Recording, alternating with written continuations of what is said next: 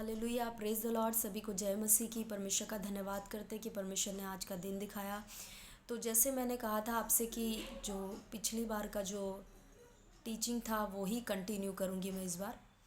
तो वैसे ही है, आज उसी टीचिंग को मैं कंटिन्यू करने वाली हूँ, पूरा करने वाली हूँ।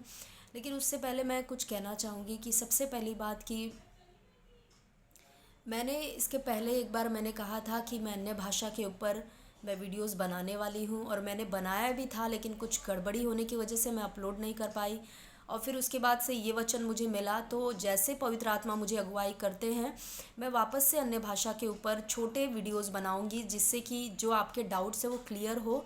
लेकिन अगर आपको अन्य भाषा के ऊपर डिटेल में जानना है तो मैंने ऑलरेडी इसी चैनल पे 3 बड़े बड़े वीडियोस बनाए हैं, जिसमें मैंने डिटेल में अन्य भाषा के ऊपर बात किया है। तो अगर आपको अन्य भाषा के ऊपर जानकारी चाहिए क्या होती है और पूरे डिटेल में, तो वो सारा आपको इसी चैनल पे अन्य भाषा के ऊपर वीडियो मिल जाएगा, आप उसे देख सकते हैं। तो और दूसरी बात कि जैसे हमने पिछली बार जो भी वचन मैंने बताया था दाऊद के बारे में, जो भी मैंने घटना जो हुई थी पहला शमूएल की किताब से, जो भी मैंने वचन आपको बताया था, आज उसी का कंटिन्यूएशन है। और आज जो मैं आपको बताने वाली हूँ बहुत ही इम्पॉर्टेंट बात है, बहुत ही ज़रूरी है, ये हर एक मसीही को सीखना चाहिए। और थैंक यू जीसस, धन्यवाद यीशु।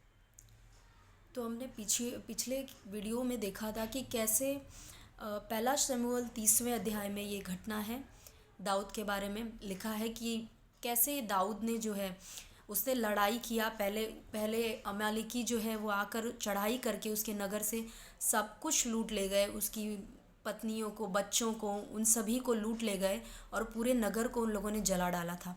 तो कैसे हमने देखा था कि दाऊद ने इतना होने के बाद भी परमेश्वर के ऊपर एक बार भी कुड़कुड़ाया नहीं।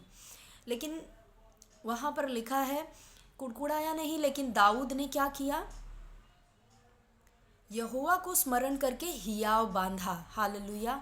दाऊद ने उस समय में भी, उस कंडीशन में भी परमेश्वर को स्मरण किया और हियाव बांधा। अगर आपने पिछला वीडियो नहीं देखा है तो आप पिछला वीडियो देख लीजिए। हालेलुया।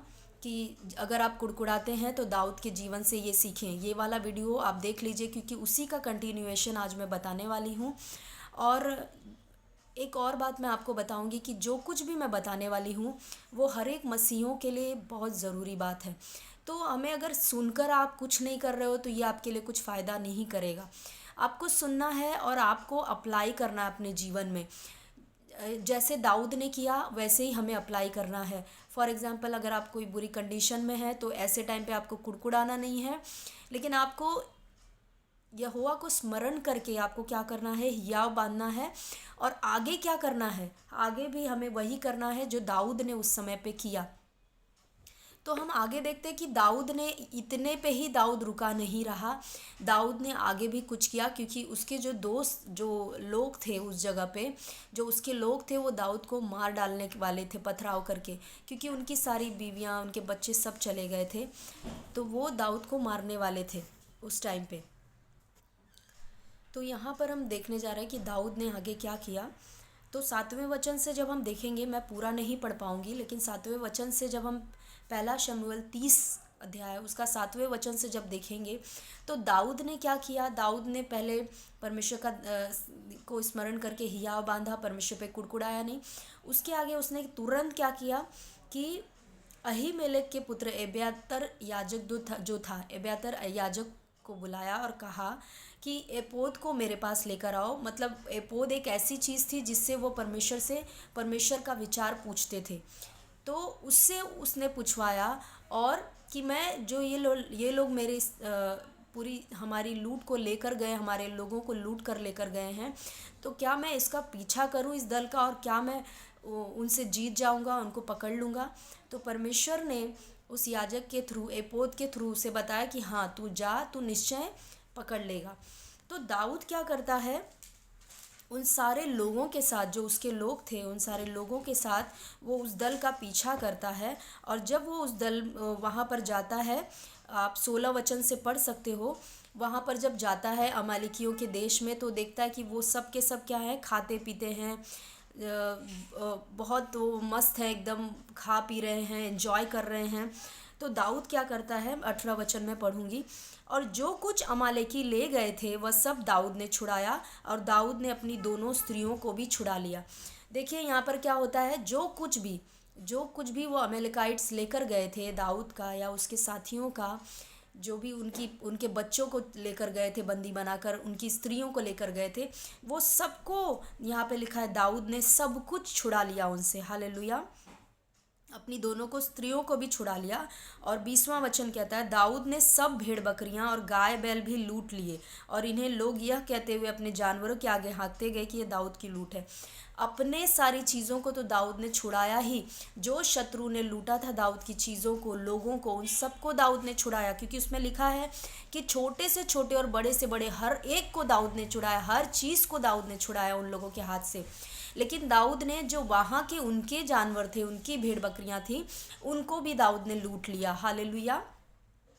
और फिर अगर आप देखोगे तो 23वां वचन में यहाँ पे लिखा है कि दाऊद जो है अपनी बड़ाई नहीं करता है, वो यही कहता है कि यहोवा ने उनको हमारे हाथ में कर दिया।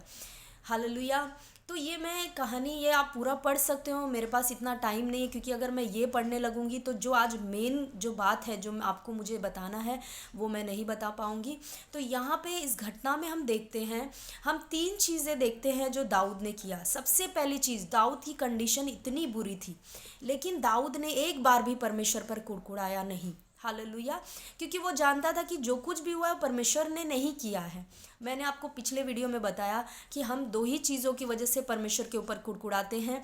एक तो ये कि हमें लगता है कि हर बुरी चीज़ जो होती है हमारे जीवन में परमेश्वर ने किया, और अगर हमें ये लगता है कि नहीं परमेश्वर ने नहीं किया, तो हम फिर परमेश्वर पे ये क्वेश्चन करते हैं कि फिर तूने कुछ किया क्यों नहीं इस परिस्थिति में, क्यों ये मेरे ऊपर भारी विपत्ति आने दिया। तो ये 2 चीज़ों के कारण हम परमेश्वर पर कुड़कुड़ाते हैं। लेकिन दाऊद ने ऐसा कुछ नहीं किया, परमेश्वर पर कुड़कुड़ाया नहीं, उल्टा उसने परमेश्वर को स्मरण करके हियाव बांधा। उसने ये 2 चीज़ें बहुत ही इम्पॉर्टेंट की।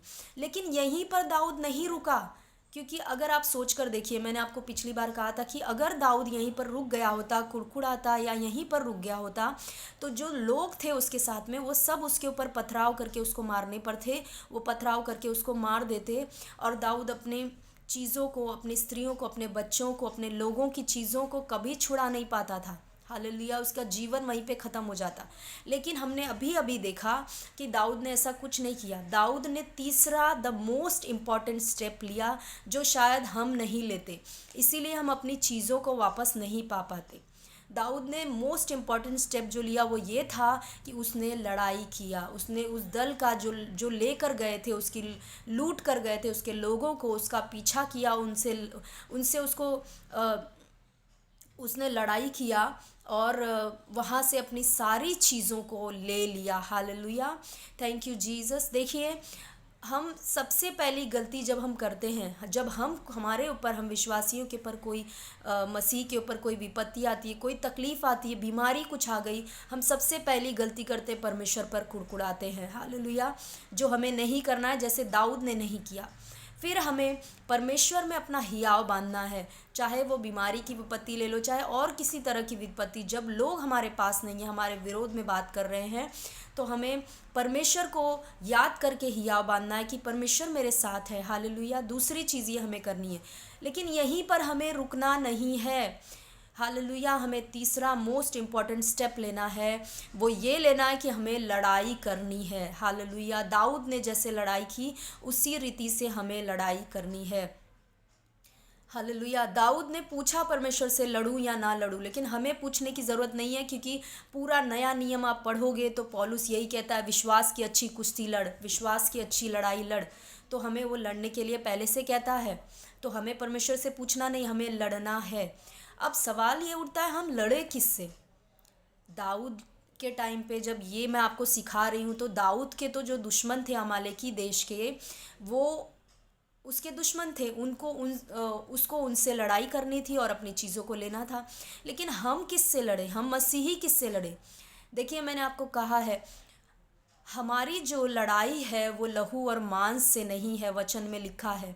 दुष्टता की आत्मिक सेनाओं से, यानी शैतान से है, उसकी दुष्ट आत्माओं से है। आज हम हम दुनिया में रहते हैं। इसका मतलब क्या है? पहले जो लोग थे, दाऊद ये सब थे, वो शरीर में चलते थे, उनको आत्मा का कुछ ध्यान नहीं था, ज्ञान नहीं था। लेकिन आज आप और मैं, हम आत्मिक लोग हैं। आज हमारे लिए आत्मिक क्षेत्र खुल गया है। हालेलुया। इसीलिए यीशु मसीह ने यूहन्ना 3:3 में कहा, जो आत्मा से जन्मा है वो आत्मा है। अब हम आत्मा से जन्म लिया हमने, और हम आत्मा हैं। और जो कुछ भी हमारे जीवन में बुरा हो रहा है, या तो वो आप कहें बीमारी है, या हमारे बच्चे गलत राह पे हैं, या कोई भी चीज़, उसका जो कारण है वो परमेश्वर बिल्कुल नहीं है, वो शैतान है। हालेलुया। आपकी चीज़ों को चुराने वाला, आपके हेल्थ को चुराने वाला, आपके फाइनेंस को चुराने वाला कौन है? शैतान है। हालेलुया। और शैतान चुरा कर लेकर जाता है। हालेलुया। तो हमें अटैक भी किस पे करना है? शैतान के ऊपर करना है। हालेलुया। Thank you Jesus. अब आप बोलोगे कि हम शैतान को तो देख नहीं पाते, हम कैसे उस पर अटैक करें, हम क्या करें? देखिए, कई बार आपको ऐसा लगता है ना, कि कई बार हमें ऐसा लगता है कि मनुष्य हमारा दुश्मन है, इंसान हमारा दुश्मन है, हमारा बॉस हमारा दुश्मन है, या मेरे घर में मेरी खुद की मम्मी, मेरे पापा मेरे दुश्मन हैं, जो मेरे खिलाफ आ गए हैं, या मेरी पति या पत्नी, किसी को भी आप ले लीजिए। कई बार हम इंसानों को अपना दुश्मन मानते हैं, लेकिन आपको याद रखना, कोई भी इंसान हमारा दुश्मन नहीं है। बाइबल साफ रीति से कहती है कि हमारी जो लड़ाई है, इफिसियों पत्री 6 में लिखा है, हमारी जो लड़ाई है वो लहू और मांस से नहीं है, यानी इंसानों से नहीं है। कोई भी इंसान हमारा दुश्मन नहीं है। हमारा दुश्मन जो है वो एक ही है, वो शैतान है। और वचन, जैसे मैंने आपको पिछली बार भी कहा था, यूहन्ना 10:10 में लिखा है कि चोर आता है चोरी करने, घात करने और नाश करने। तो शैतान क्यों आया है? चोर क्यों आया है शैतान? वो चोरी करने, हमारी चीज़ों को घात करने और हमें नाश करने के लिए आया है। हालेलुया। Thank you Jesus. धन्यवाद यीशु। जैसे कि शारीरिक दुश्मन दाऊद के जीवन में आए, और उन्होंने क्या किया? पूरे उसके नगर को जला दिया, उसकी चीज़ों को लेकर गए, पूरी तरीके से उसको पहले चोरी किया, ना घात किया, और पूरी तरीके से दाऊद का भी नाश होने वाला था, उसे लोग मारने वाले थे। और उसके बीवी बच्चे, बाकी सबके बच्चे तो सब पहले से ही चले गए थे। तो देखिए किस रीति से शैतान जो है हमारे जीवन में काम करने आता है। तो हमें, हमारी लड़ाई जो है वो शैतान से है। हालेलुया। ये तो आप सभी मसीही अच्छी तरीके से जानते हैं। तो अब हम कैसे लड़े लेकिन शैतान से, क्या करें? कई लोगों को लगता है हम फास्टिंग प्रेयर में चले जाएं और शैतान को हम कहें, यीशु के नाम से शैतान को बांध देते हैं, शैतान को खोल देते हैं, ये ऐसे हमको लड़ाई लड़ना है। जी नहीं, हमें ऐसे बिल्कुल लड़ाई लड़ना नहीं है। एक मसीही की लड़ाई क्या है शैतान के साथ में? हालेलुया। सबसे पहले हमें ये जानना है कि एक मसीही की लड़ाई शैतान के साथ में क्या है। देखिए, अगर हम शैतान के साथ में सच में हमारी लड़ाई ऐसी लड़ाई है कि हम शैतान को ये हराएं और हम जीत जाएं, अगर हार जीत वाली लड़ाई है, तो फिर यीशु ने क्या किया? क्योंकि वचन कहता है यीशु ने क्या किया? खुल्लम खुल्ला उनका तमाशा किया, उनके ऊपर जय पाई, हमें जय दिलाया। यीशु ने हमें, हम मसीह में जयवंत से बढ़कर हैं। तो अगर हम हार जीत वाली लड़ाई हम कर रहे हैं शैतान के साथ, कि शैतान हार जाए और हम जीत जाए, तो इसका मतलब यीशु ने कोई लड़ाई नहीं लड़ा, हम लड़ रहे हैं और हम हार या जीत रहे हैं उसमें। तो मैं आपको कहना चाहूँगी कि यीशु मसीह ने ऑलरेडी शैतान के साथ जो लड़ाई लड़नी थी वो लड़ लिया है। अब आपको कोई लड़ाई वैसी वाली लड़नी नहीं है जिसमें शैतान को आपको हराना है और आपको जीतना है।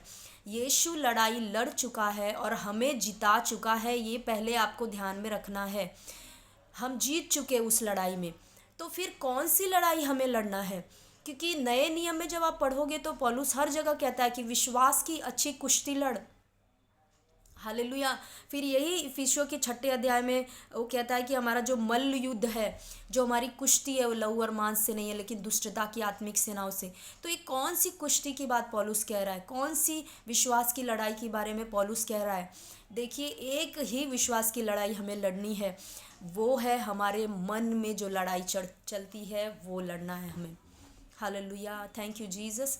आपके जीवन में अटैक्स क्यों होते हैं? शैतान जो है बीमारी ला रहा है, या आपके बच्चे गलत राह पे चले गए, शैतान उनको गलत राह पे लेके गया, या ये सारी परेशानियां जो लाता है, उसका कारण क्या है? वो आपके मन को अटैक करना चाहता है। हालेलुया। आपके मन को वो पूरी तरह से अपने कब्जे में कर लेना चाहता है। हालेलुया। ताकि अब जब आपका मन उसके कब्जे में हो जाएगा, आप ये बोलोगे कि नहीं, ये सारी चीज़ें परमेश्वर मेरे जीवन में कर रहा है, परमेश्वर को कुड़कुड़ाओगे आप। और जब मन उसके कब्जे में हो गया तो वो पूरी तरीके से आपका जीवन नाश कर सकता है। हालेलुया। तो हर मसीही को एक ही लड़ाई लड़ना है, वो है विचारों वाली लड़ाई। मन में जो लड़ाई होती है वही लड़ाई। इसीलिए पौलुस ने कहा विश्वास की कुश्ती लड़। और ये विश्वास की कुश्ती कहाँ पर होती है? यहाँ पर मन में हमारे होती है। हालेलुया। हमारा मन जो है एक युद्ध भूमि है। बहुत सारे हमारे परमेश्वर के दासों ने ये सिखाया है इस बारे में। हमारा मन जो है वो युद्ध भूमि है। शैतान यहीं पर अटैक करता है। आपको और कोई लड़ाई लड़नी नहीं है, वो सारी लड़ाइयाँ यीशु मसीह ने जीत ली है। जो भी हमें लड़ाई लड़नी है वो हमारे मन में जो विचार आते हैं उन विचारों के खिलाफ लड़नी है। आपको विश्वास नहीं होगा, मैं आपको एक वचन पढ़ाऊंगी। दूसरा कुरिन्थियों 10वां अध्याय का ये वचन है। ये बहुत फेवरेट वचन है, हम बहुत बार कोट करते हैं लेकिन शायद हम इसे समझते नहीं हैं। दूसरा कुरिन्थियों 10 का 3 से लेकर 5 वचन मैं पढ़ रही हूँ, ध्यान से सुनिए। क्योंकि यद्यपि हम शरीर में चलते फिरते हैं तो भी शरीर के अनुसार नहीं लड़ते। देखिए क्या कह रहा है पौलुस यहाँ पे। क्यों नहीं लड़ते? क्योंकि हमारी लड़ाई के हथियार शारीरिक नहीं पर गढ़ों को ढा देने के लिए परमेश्वर के द्वारा सामर्थी है। गढ़ों को ढाने के लिए हमारी लड़ाई के जो हथियार दिए गए हैं वो किस चीज़ के लिए दिए गए हैं? गढ़ों को ढाने के लिए। गढ़े यानी पुराने नियम में, या आप अभी भी देखोगे कि जो राजा महाराजा थे उनके समय में बड़े बड़े किले होते थे। उन किलों को कोई जल्दी से गिरा नहीं सकता था। वो राजा महाराजा किलों में छुप जाते थे तो कोई दुश्मन की सेना उन पर अटैक नहीं कर पाती थी। तो यही यहाँ पे बात की जा रही कि वैसे किलों को, वैसे गढ़ों को ढा देने के लिए परमेश्वर के द्वारा सामर्थी है। अब आगे देखिए 5वां वचन क्या कह रहा है। इसलिए हम कल्पनाओं का मतलब क्या है? इमेजिनेशंस का। वो इमेजिनेशंस कहाँ पे आते हैं? आपको मन में। हालेलुया। कल्पनाओं का और हर एक ऊंची बात का, हालेलुया, हर एक ऊंची बात का जो परमेश्वर के पहचान के विरोध में उठती है खंडन करते हैं और हर एक भावना को कैद करके मसीह का आज्ञाकारी बना देते हैं। हालेलुया। तो यहाँ पे आपने देखा, शायद से आज का वचन आपको टफ लगेगा लेकिन ये हमें सीखना है। भले ही आपको टफ लगे, आप इन वचनों को वापस पढ़िए, क्योंकि एक छोटा मसीह, बच्चा मसीह बन के नहीं चलने वाला है। तो यहाँ पर लिखा है कि यहाँ पे पौलुस कह रहा है कि हमारी लड़ाई शरीर वाली नहीं है, लेकिन हमारी लड़ाई ऐसी है जिसमें जो हथियार हम यूज़ करते हैं वो हथियार गढ़ों को ढाने के लिए सामर्थी हैं। और वो कौन सी, किस तरह की लड़ाई है? वो हमारे कल्पनाओं में, हमारी जो विचार जो आते हैं, जो कल्पनाएं आती हैं, जो भावनाएं आती हैं हमारे मन में, उसके खिलाफ हमें लड़ना है। हालेलुया। उन भावनाओं को हमको परमेश्वर कैद करके मसीह का आज्ञाकारी बना देना है। जैसे मैंने आपको कहा कि जो भी शैतान से हमारी लड़ाई है वो हमारे मन में है। और यहाँ पे हमने देखा ये कल्पनाएं, ये ऊंची बात, ये भावनाएं कहाँ पर उठती हैं? सारा कुछ मन में चलता है। Hallelujah, thank you Jesus. तो हमें यहाँ पर ही लड़ना है शैतान से, यहाँ पर ही हमारी लड़ाई है। Hallelujah, thank you Jesus. I hope को आपको समझ में आया होगा मैंने आज क्या सिखाया। तो आप इसको वापस से वीडियो देख सकते हैं, इसको अच्छी तरीके से समझ सकते हैं। ये बहुत बड़ी बात है और ये जल्दी कोई किसी को पता भी नहीं रहता है, ये बहुत बड़ी बात है। लेकिन ये मैं आपको कह रही हूँ कि शैतान का जो सबसे बड़ा अटैक है वो यहीं पर है। आपको लगता है वो आपको शरीर में मारना चाहता है, उसको क्या मिलेगा शरीर में आपको मार के? शरीर में तो मारना ही है उसको, सही बात है, लेकिन वो क्यों मारना चाहता है? ताकि आपको यहाँ से वो कमज़ोर कर दे और आप प्रभु को छोड़ दे और यहाँ पर आप प्रभु की जो योजना है उसको पूरा न कर पाए। और आगे भी आप जब यहाँ से हार जाते हैं, जब प्रभु को कुड़कुड़ाने लगते हैं, प्रभु को छोड़ देते कई बार कई लोग, तो फिर वो आसानी से नाश करके उन्हें नर्क की तरफ लेकर जा सकता है। तो देखिए कितना खतरनाक है ये जो चीज़ है, हमें ये जानना कितना ज़रूरी भी है। अब मैंने आपको ये बताया, आप इफिसियों की पत्री 6 अध्याय 10वां वचन से लेकर आप पढ़ सकते हो, बहुत ही सुंदर है। 10 वचन से लेकर 18 वचन तक आप पूरा पढ़ सकते हो, मैं नहीं बता सकती। ये एक्चुअली टॉपिक बहुत बड़ा था लेकिन मैंने इतने में ही कवर अप करने की कोशिश किया है। तो ये बहुत सुंदर है कि कैसे हमारी लड़ाई जो है शरीर में नहीं है, लेकिन शैतान की युक्तियों से है, शैतान से है। यहाँ पे लिखा है, मैं पढ़ूंगी, इफिसियों 6 अध्याय उसका 11 वचन। परमेश्वर के सारे हथियार बांध लो कि तुम शैतान की युक्तियों के सामने खड़े हो सको। इसका मतलब क्या करता है, शैतान किस चीज़ से लड़ रहा है हमारे साथ में? अपनी युक्तियाँ फेंक रहा है। युक्तियाँ यानी क्या? विचार, अपनी बातें वो फेंक रहा है हमारे ऊपर। Hallelujah, thank you Jesus. आपने कभी देखा होगा कि आपके माइंड में कभी कभी बहुत सारे सवाल उठते हैं। आप मतलब आप हो सकता है कुछ प्रभु से मांग रहे, नहीं मिलता है। आप अकेले बैठ के बहुत सारे माइंड में विचार आने लगते हैं, नहीं प्रभु तुझे नहीं देगा, प्रभु नहीं देता ऐसे, तुझे क्यों प्रभु देगा, प्रभु तुझसे प्यार नहीं करता, परमेश्वर का वचन झूठा है। ये सारी चीज़ें आपके माइंड में आने लगती हैं। आपको लगता है ये आपके विचार है, लेकिन ये आपके विचार बिल्कुल नहीं है। ये किसके विचार है? शैतान आपके मन में डाल रहा है ताकि परमेश्वर के खिलाफ आपको कर सके और आपके जीवन में जो परमेश्वर का मकसद है वो पूरा ना हो सके। हालेलुया। तो इसी के खिलाफ हमारी लड़ाई है। इसीलिए पौलुस इसको किसकी लड़ाई कह रहा है? विश्वास की लड़ाई। हालेलुया, विश्वास की लड़ाई कह रहा है। इसीलिए हमें लड़ना है। और अब सवाल ये उठता है, अब हमने समझ लिया कि कौन सी लड़ाई हमको लड़ना है। हमारे मन में जो बातें आती हैं, कल्पनाएं आती हैं, उनके खिलाफ हमें लड़ना है। तो अब ये सवाल उठता है कि लड़े कैसे? क्योंकि हर लड़ाई में हथियार दिया जाता है, तो इस लड़ाई में भी हथियार है हमारे पास। 13 वचन में लिखा है, इसलिए परमेश्वर के सारे हथियार बांध लो। किसके हथियार दिए गए हमें इस लड़ाई में? परमेश्वर के हथियार दिए गए हैं। देखिए प्रियो, हमें जानना है कि हम अपनी शक्ति से शैतान से लड़ नहीं सकते। हमें परमेश्वर की शक्ति से ही लड़ना पड़ेगा। तो यहाँ पर जो हथियार भी हैं वो परमेश्वर के ही दिए गए हमें। हम अपने हथियारों का, अपनी चीज़ों का, यानी अपने विचारों से शैतान के विचारों को मार नहीं सकते। या हम अपने कुछ भी बोले, जैसे फॉर एग्जांपल अगर वो अटैक ला रहा है कि तू, अगर कोई बीमार है तो वो माइंड में डालेगा कि तू इस बीमारी से कभी ठीक नहीं हो सकती या नहीं हो सकता, ये बीमारी तुझे मारने के लिए। तो अगर वो इंसान कहेगा नहीं मैं ठीक हो जाऊंगा, मैं ठीक होऊंगा, अगर वो खुद के विचार से लड़ेगा तो कभी जय नहीं पाएगा।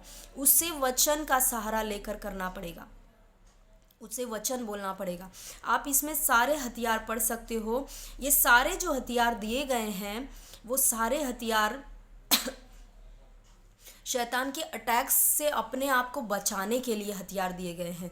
जैसे सत्य से अपनी कमर कसना, धार्मिकता की झिलम, फिर पैरों में मेल की तैयारी के सुसमाचार के जूते, विश्वास की ढाल।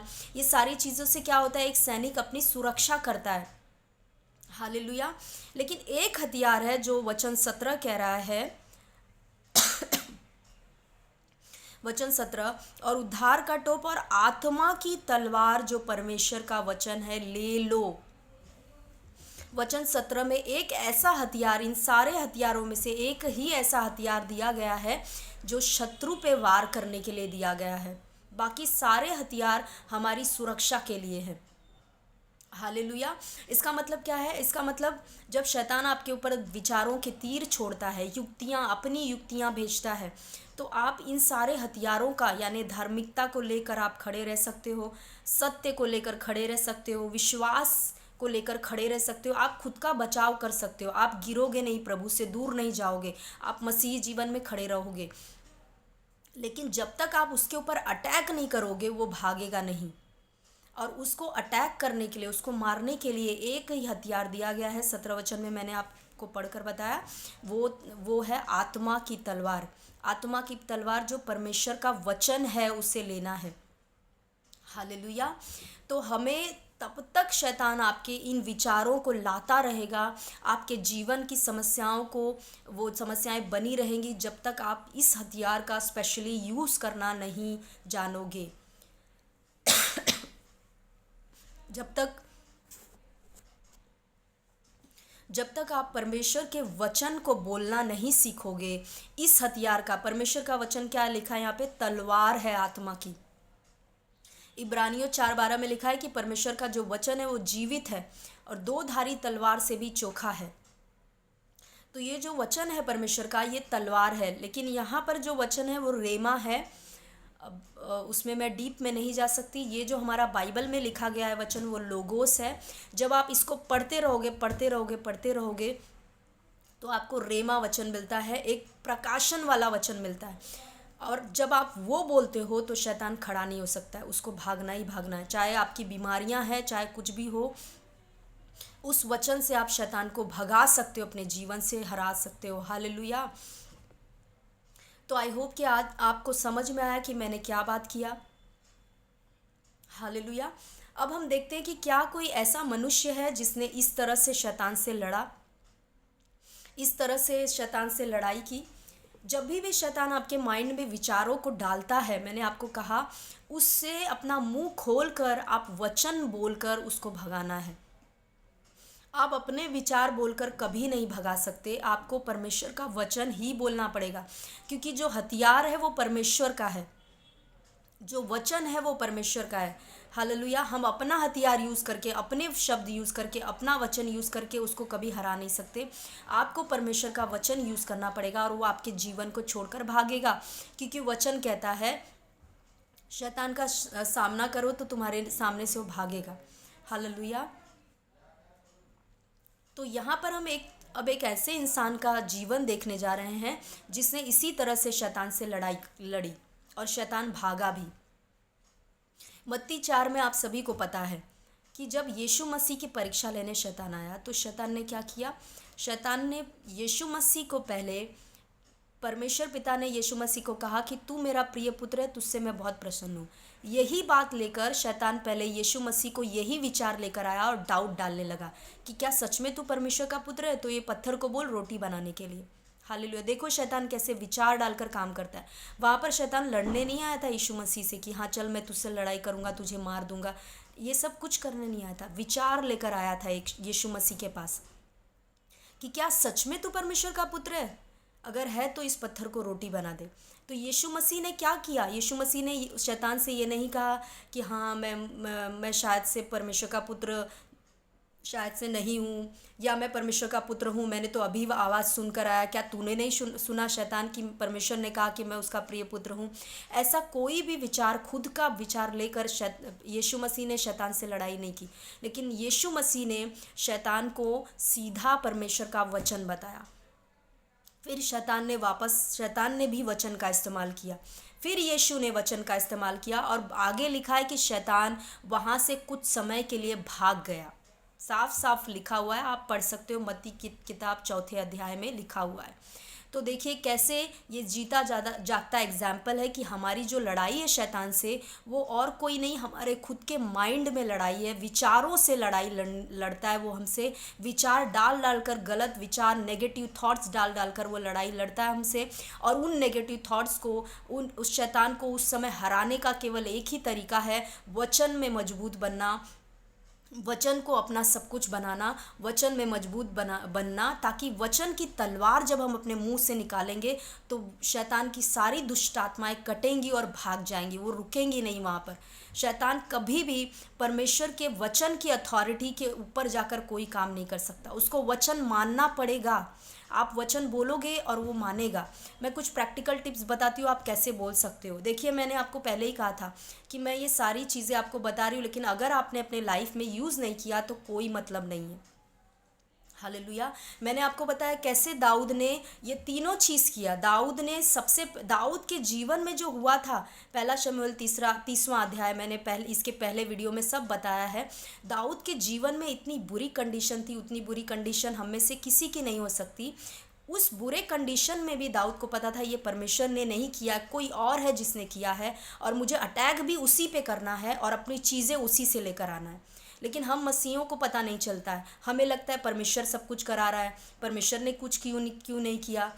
हालेलुया। हम बच्चे के समान वहीं पे अटके हैं। हमें जानना है कि हमारी चीज़ों को चुराने वाला दुष्ट है और उससे हमें लड़कर अपनी चीज़ों को लेना है। हालेलुया। तो दाऊद ने कुड़कुड़ाया नहीं, लेकिन यहोवा को स्मरण करके हियाव बांधा, दूसरी चीज़ उसने की। और तीसरी इंपॉर्टेंट चीज़, उसने लड़ाई लड़ा। हालेलुया। लड़ाई अगर नहीं लड़ता दाऊद तो कभी भी अपनी स्त्रियों को, अपने बच्चों को, अपने जो लोग थे उनके लोगों को कभी छुड़ा नहीं सकता था। लेकिन वहाँ पे लिखा है सब कुछ उसने छुड़ा लिया, छोटी से छोटी चीज़ को भी उसने छुड़ाया दुश्मनों से। तो इसी रीति से प्रियो, हमें भी शैतान से लड़ना है और अपनी छोटी से छोटी चीज़ भी उससे लेना है। और लड़ोगे कैसे? परमेश्वर का वचन बोलकर, जैसे यीशु ने किया। हालेलुया। और परमेश्वर का वचन बोलने के लिए आपके अंदर परमेश्वर का वचन होना ज़रूरी है। मैं आपको एक एग्जाम्पल दूंगी, प्रैक्टिकल टिप बताऊंगी कि कैसे आप इस चीज़ को कर सकते हो। जैसे फॉर एग्जांपल, अगर शैतान आपके हेल्थ के ऊपर अटैक कर रहा है, आपके शरीर में बीमारी दे रहा है, वो बीमारी दिया इसलिए दिया कि शरीर में तो आप कमज़ोर हो जाओ और प्रभु के काम को ना करो, लेकिन उसका मेन फोकस ये भी है कि आपके माइंड को कब्ज़ा कर ले। बीमारी देने के बाद वो आपके माइंड पे अटैक करेगा कि देख, परमेश्वर तुझसे प्यार नहीं करता, परमेश्वर ने तुझे बीमारी दे दिया है, ये बीमारी परमेश्वर ने दे दिया तुझे, तेरी परीक्षा ले रहा है, अब तू इसमें मर जाएगा, ये ठीक नहीं हो सकती, ऐसी सारी, तू देख, तू इतने सालों से परमेश्वर की सेवा कर रहा है, फिर भी तुझे बीमारी कैसे हो गई, ये सारे विचार वो डालेगा। अब आपको कैसे उससे लड़ना है? आपको अपना कुछ नहीं कहना है, आपको बोलना है, परमेश्वर का वचन कहता है कि यशाया 53 अध्याय में कि मेरे अपराधों के कारण वो घायल किया गया, उसके कोड़े खाने से मैं चंगा हो चुका हूँ। हालेलुया। पतरस में लिखा है कि उसी के कोड़े खाने से, उसी के मार खाने से हम चंगे हुए। तो इस तरह से आपको वचन बोलना है उस समय पे। Hallelujah, thank you Jesus. लेकिन जैसा कि मैंने कहा कि ये जो वचन तभी काम करेगा जब ये आपका पर्सनल हो जाएगा, यानी इन वचनों को आपको लिखकर मनन करना है, आपको पर्सनल बना लेना है कि परमेश्वर यीशु मसीह ने मेरे लिए मार खाया, तो अब मैं कैसे बीमार रह सकता हूँ? अगर यीशु ने मेरी बीमारी को अपने ऊपर ले लिया तो मैं कैसे बीमार रह सकता हूँ? इसको पर्सनल बनाकर आपको बोलना है, और जैसे उस प्रकाशन के साथ आप बोलोगे, शैतान भागेगा। लेकिन उस लेवल तक जाने के लिए सबसे पहला जो चीज़ है, आपको बाइबल का नॉलेज होना, बाइबल को पढ़ना, मनन करना बहुत ज़रूरी है प्रियो। हालेलुया। तो मैं आपको यही कहना चाहूँगी, जैसे मैंने दाऊद के जीवन से, पहला शमूएल 30वें अध्याय में दाऊद की जो वो घटना थी, वो घटना समझिए हर मसीह के जीवन में, हर मसीह का जीवन वैसा ही है। अगर वो उसी रीति से जैसे दाऊद ने लड़ाई करना किया उस अध्याय में, अगर हर मसीह सीख जाए इन 3 चीज़ों को करना, परमेश्वर पे कुड़कुड़ाना नहीं, परमेश्वर में हियाव बांधना, धन्यवाद करना और लड़ना शैतान से, ये 3 चीज़ें सीख जाए तो जय निश्चित है, और अपनी सारी चीज़ें हर मसीही उस शैतान से ले सकते हैं। Hallelujah, thank you Jesus. तो मैं आपको कहना चाहूँगी, एनकरेज करना चाहूँगी कि अब समय नहीं रहा सोने का, अब समय नहीं रहा आराम से बैठने का, अब समय नहीं रहा कि हम कलीसिया में जाकर सिर्फ पास्टर पर पूरी तरह से डिपेंड हो जाए, क्योंकि कोई सिर्फ ये लड़ाई पास्टर की नहीं है। यहाँ पे लिखा है वचन में कि विश्वास की अच्छी कुश्ती लड़, यानी पौलुस हर मसीहों को ये कह रहा है बात, हर मसीही के जीवन में एक लड़ाई चल रही है शैतान के द्वारा, तो आपको उस लड़ाई को लड़ना है। तो अगर आपको लड़ाई को लड़ना है तो आपको तैयार भी होना है। तो जैसे मैंने कहा कि उसके लिए ये हथियार हमारे पास बहुत सारे हैं, और ये इसमें से सबसे जो इम्पॉर्टेंट हथियार है जिससे हम शैतान को काट सकते हैं वो है परमेश्वर का वचन। और उसी के आगे 18 वचन में लिखा है कि हर समय और हर प्रकार से आत्मा में प्रार्थना करना है। आत्मा में प्रार्थना करना यानी अन्य भाषा में प्रार्थना करना। आप अगर मसीह हैं और आप ये 2 चीज़ नहीं कर रहे हैं तो मैं बोल रही हूँ आप ऑलरेडी लॉस्ट हैं, मतलब आप ऑलरेडी हारे हुए हैं। हालेलुया, थैंक यू जीसस, धन्यवाद यीशु। तो आपको ये 2 चीज़ें अब करना शुरू करना, अगर अभी तक आपने नहीं किया, आपको अन्य भाषा में प्रार्थना ज़्यादा से ज़्यादा करना है और परमेश्वर के वचन को ज़्यादा से ज़्यादा पढ़ना है। Hallelujah, thank you Jesus. तो जो मकसद से परमेश्वर ने आपको बुलाया है, आपको चुना है, वो मकसद परमेश्वर आपके जीवन में पूरा कर सकते हैं, और जो सारी आशीषें आप चाहते हैं वो तो वैसे भी आपके पीछे पीछे आएंगी। Hallelujah, thank you Jesus. तो आई होप कि आज का वचन आपको समझ में आया। आज का वचन मैंने थोड़ा स्लो लिया है, आप ध्यान से इसको देखना, और अगर आपने पिछला वीडियो नहीं देखा है तो पिछला वीडियो, इसके पिछले वाला वीडियो भी आप देखिए, तभी आपको समझेगा कि ये वीडियो उसी का कंटिन्यूएशन है। और जो कुछ भी आज आपने इस वीडियो में सीखा है उसे करिए, कर कर देखिए। Hallelujah, thank you Jesus. तो आई होप कि आपको सब समझ में आया। हम वापस से एक नए वीडियो के साथ मिलेंगे, तब तक के लिए सभी को जय मसीह की आमीन।